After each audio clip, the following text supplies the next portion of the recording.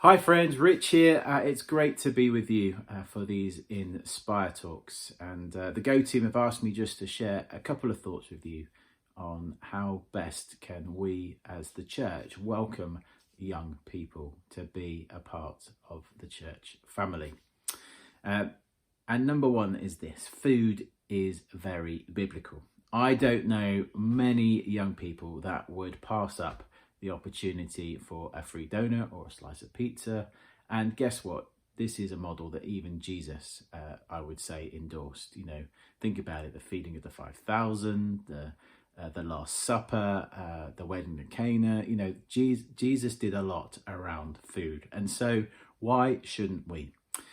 So I would say anything with food is great where young people is concerned, but it will not be by food alone that young people will stay in the church or stay connected with the church. There is a need for them to be discipled, for them to be encouraged within their faith, and a need for some of those young people who don't come from church backgrounds to actually come to have the opportunity to say yes to following Jesus. But I don't necessarily want to talk about those specific things today. I want to talk about what do we do when we have young people within our churches, and I want about creating space for them. You see, where church growth is concerned, there's a well-known fact about when you hit the 80% full mark. Now, I know loads of churches would love to say we're 80% full, but there is a well-known reason why I'm sharing this is because when you get to that 80% full, it basically becomes closed for new people. Now, lots of people say, well, there's still the 20%. But what it is when new people come to look and joining and being part of the church family, if to fill that 20%, hypothetically, they're also looking for how can I be making a valid contribution to this family? How can I use my gifts, my skill set that God has given me within this church family? And sometimes for some people, that can be something that puts them off if there's no space for them to use their giftings. And so imagine you're a young person and you've gone through the children's ministry, you've gone through the youth ministry, and now you're expected to become part of the church family.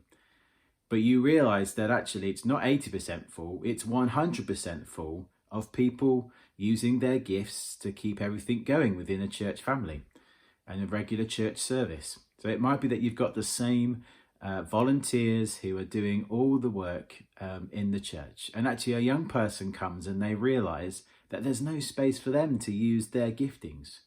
Friends, this was a scenario I faced as a youth leader many years ago.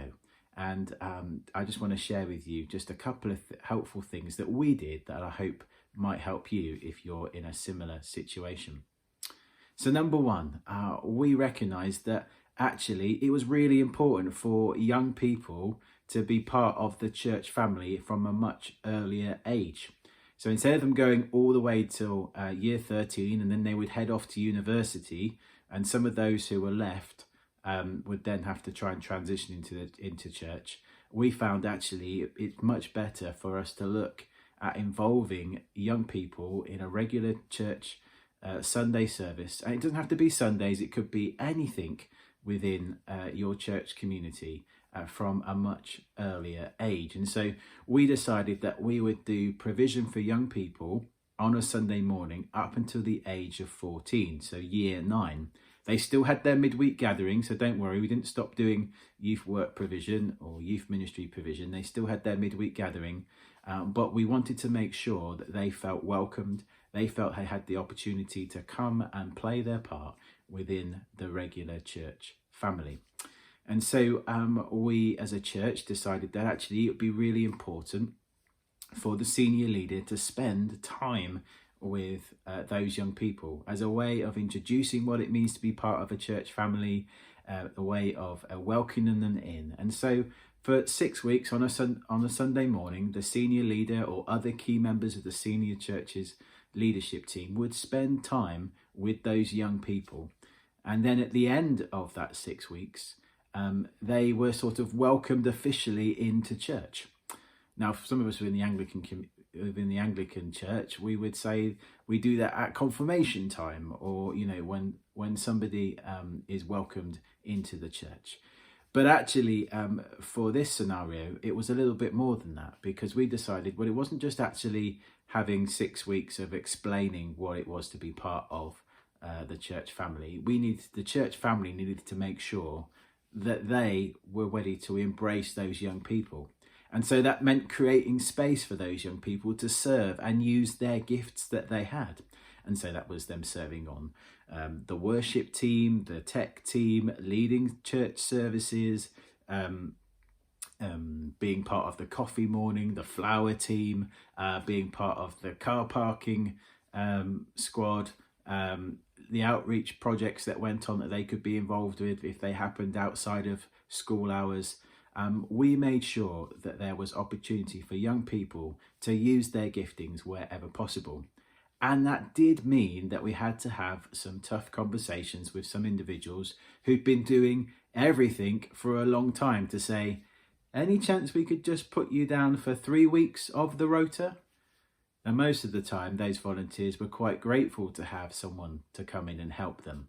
And that was a great experience for them, and everybody felt blessed by it. But sometimes it's taking those brave decisions to have ways of how can we make young people feel more welcome in church. And so I want to encourage you to think about that, to think about the opportunity that having young people could bring, a younger experience of what's going on in the world, prayed for from the pulpit. Why not have young people preaching from that pulpit too? Why not have young people looking after the tech side of things within your church? You know what? We're living in a tech savvy world right now, and guess what? Young people will have loads and loads of skills to offer the church. And yes, it didn't always go to plan, and yes, it was a little bit messy at time. But I think ultimately, as I look back now, I see those young people who are now young adults with families, who are now welcoming in their equivalent of their 14-year-old young people in their church today, that are there making space for them to serve. And that church has grown and grown, but I think it's because young people were felt welcomed. It was a church of welcome. So friends, simply this: how can you be a church that welcomes young people and makes space for them to use their giftings that God has given them?